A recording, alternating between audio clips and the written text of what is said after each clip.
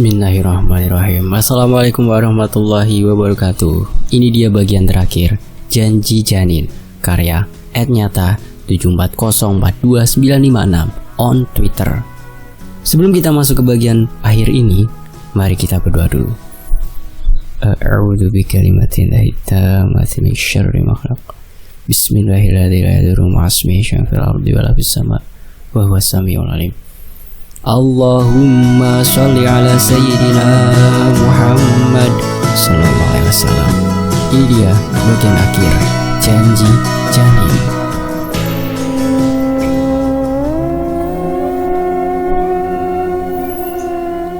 Rina terkapar tak berdaya, seluruh badannya lebam. Dia pasrah menanti sakaratul maut di detik nafas penghabisan. Sejenak bule Rita menghentikan penyiksaan. Bule duduk di atas tubuh Rina. "Kamu tidak boleh mati dulu. Ini baru permulaan. Aku yang boleh menentukan kematianmu," katanya kepada Rina. Bule Rita mencium kening Rina. Sesekali dia menjilati darah yang bercucuran di wajah hingga pipi Rina. Kemudian dia mempreteli pakaian Rina hingga bugil tanpa selai pakaian. Bule Rita tampak tertawa memandang hina ke arah Rina. "Ajalku mungkin hari ini, tapi karmaku akan menjadi bebanmu," ucapnya kembali pada Rina. Dengan seketika dia memasukkan tangannya menembus kelamin Rina, hingga tampak tangan itu seperti sampai ke dalam perut Rina. Tangan itu tampak menari seolah mengobok isi dalam perutnya.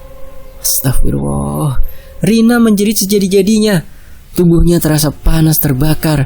Perut Rina membuncit layaknya wanita hamil. Sementara bule Rita hanya tertawa melihat rasa sakit Rina yang dirasakan. Sesaat kemudian, bule Rita mencabut tangannya. Perut itu seketika kempes dan Rina kehilangan kesadaran. Bule Rita tertawa puas. Di tengah tawanya dia mulai memuntahkan darah hitam. "Bangsat kau Nur!" teriak bule Rita menggelegar. "Keluar!" Terdengar suara menggelegar yang merobohkan atap rumah. Benda yang meledak itu adalah kilatan api yang sedari tadi berterbangan di atas rumah. Terlihat kilatan itu terbang menyambar bule Rita, dan seiring dengan serangan itu Mbah Nur dan Pak Man kini ada di hadapannya. Hentikan semua. Hanya orang bodoh yang menghukum seorang anak kecil atas dosa orang tuanya. Mbah Nur membuka pembicaraan. Diam kau bangsat." Mbah Nur berjalan mendekati bule Rita yang meronta kesakitan. Mbah Nur mengambil pasak di kantong bajunya, lalu menusuk pas di jantung bule Rita.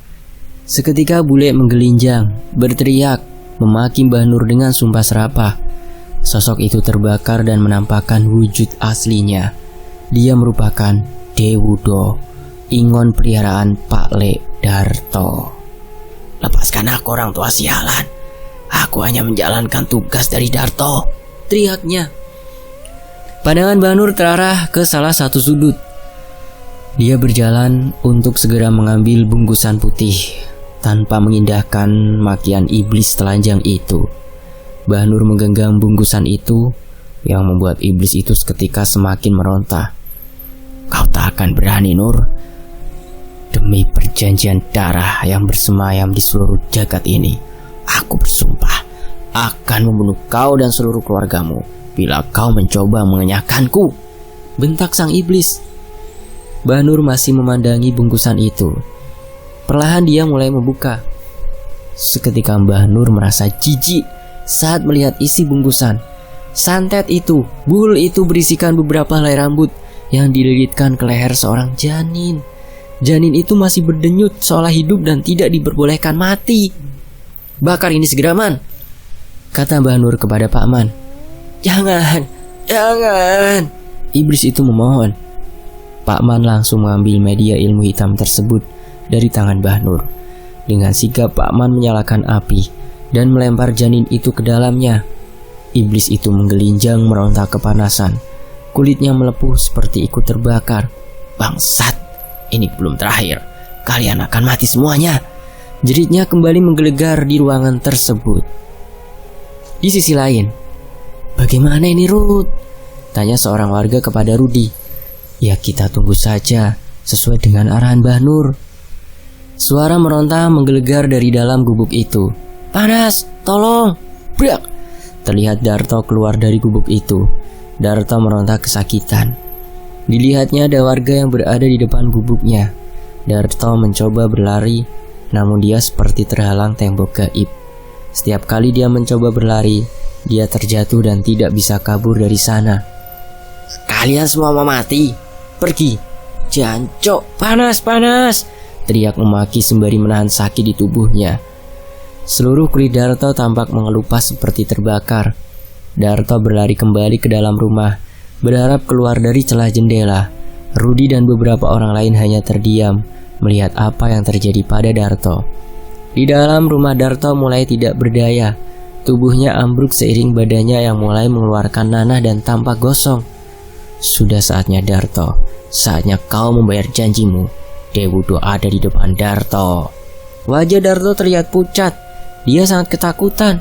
Tidak, aku tuanmu, kata Darto kepada demit tersebut. Apa tuan kau bilang? Ini hanyalah kesepakatan. Waktu perjanjian sudah tiba. Sekarang jiwamu milikku, bentak si iblis yang diikuti cambukan rantai besi ke arah tubuh Darto. Iblis itu mengikat leher Darto dengan rantai yang dibawanya. Darto memelas ampun kepada sang iblis. Sumpahmu adalah kesepakatan kita. Seketika iblis itu menarik jiwa Darto dari tubuhnya. Darto menghembuskan nafas terakhirnya. Tubuh gosong terbakar penuh dengan nanah yang menjijikan. Catatan kecil masih membekas di malam tak bertuah itu. Jeritan kesedihan senantiasa bersautan seiring dengan satu persatu korban yang ditandu keluar dari rumah pertempuran itu. Dan tiada tangis yang lebih haru di heningnya malam ketika Mbah Uti ditandu keluar. Sementara Rina sendiri harus dilarikan ke rumah sakit beserta beberapa orang lainnya. Mbah Nur merupakan orang terakhir yang keluar dari rumah itu. Sedikit berbeda, dia layaknya orang linglung. Kakinya terus menapaki jalan tanpa sepatah kata pun. Sejenak dia tertegun dan hanya memandang warga yang masih ada di sekitar rumah itu. Mau kemana, Mbah? Tanya seorang warga kepadanya. Tiada jawaban dari Mbah Nur. Dia kembali melangkah dan berlalu tanpa penjelasan sedikit pun. Langkahnya cepat membelah malam. Tak pernah terpikir air mata akan menetes lagi di wajahnya. Walau bagaimanapun, aku sudah menganggap Darto sebagai anak kandungku, ucapnya di dalam hati. Sesaat Mbah Nur tiba di tempat persembunyian Darto. Didapatinya warga masih berjaga di depan rumah, tanpa ada seorang pun yang berani untuk masuk ke dalam rumah itu. Mbah, ucap Rudi memanggil dirinya. Mbah Nur memandang Rudi dan warga lainnya.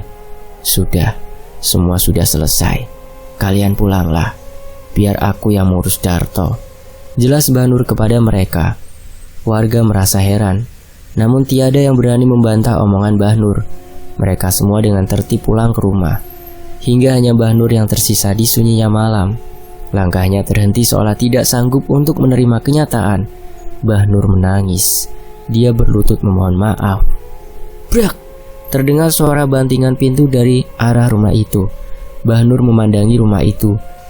Didapatinya, pintu rumah sudah terbuka. Kesini nak, ucap Mbah Nur. Seketika sosok mayat Darto berdiri dari posisinya.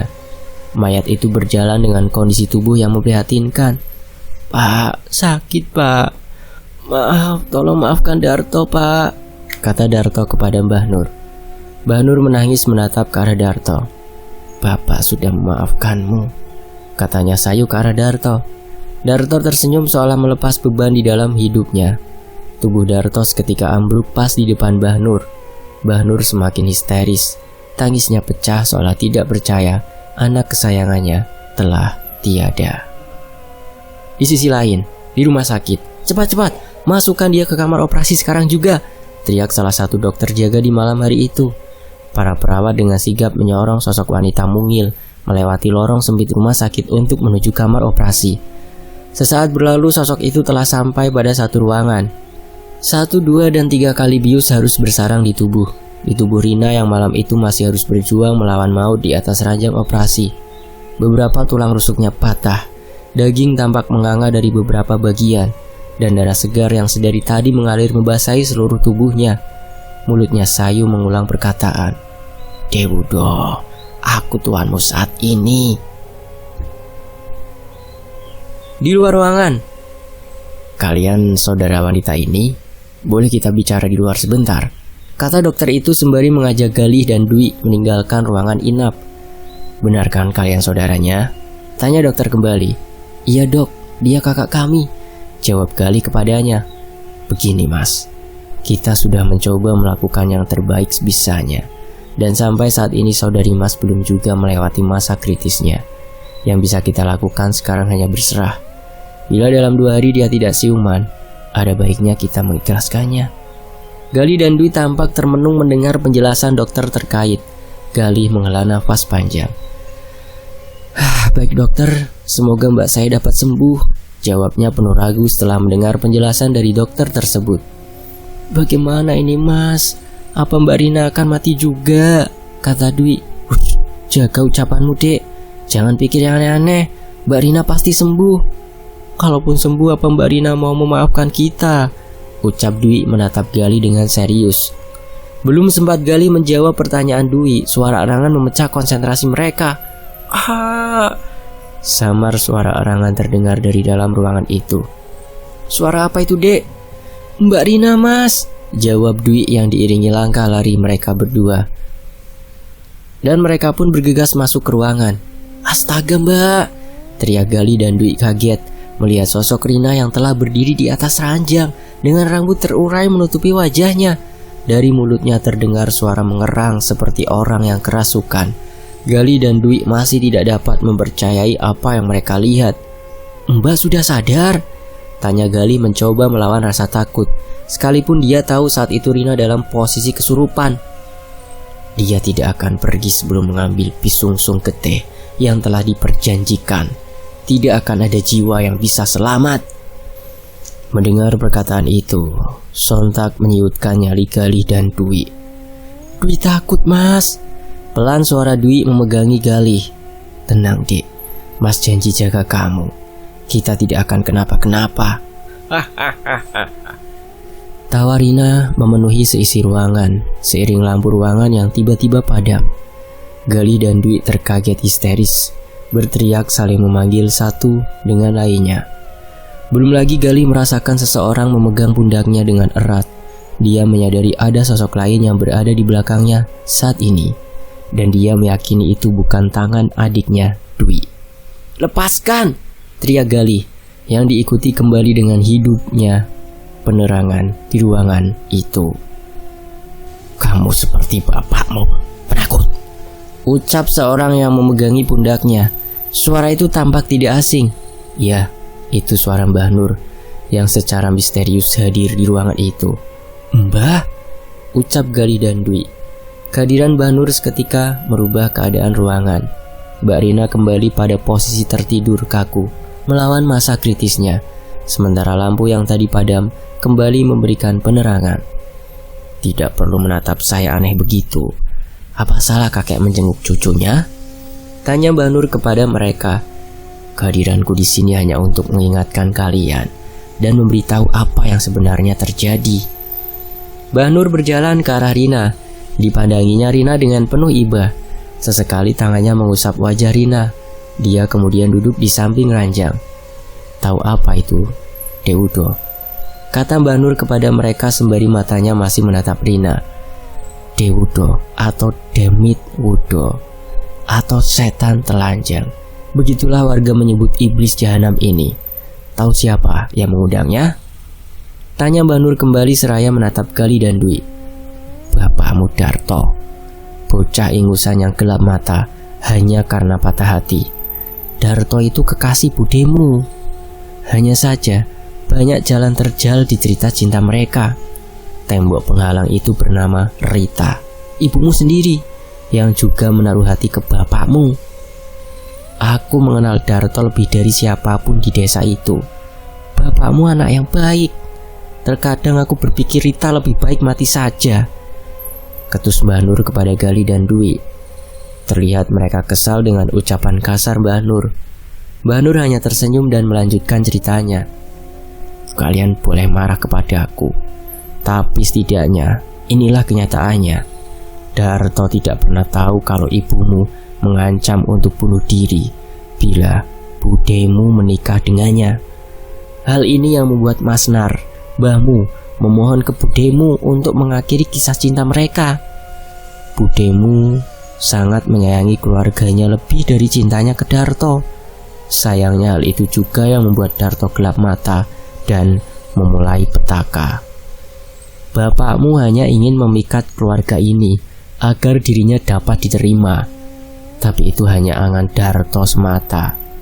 Di luar dugaan, budemu sudah memilih pria lain yang semakin membuat bapakmu kehilangan akal sehatnya, yaitu bersekutu dengan iblis.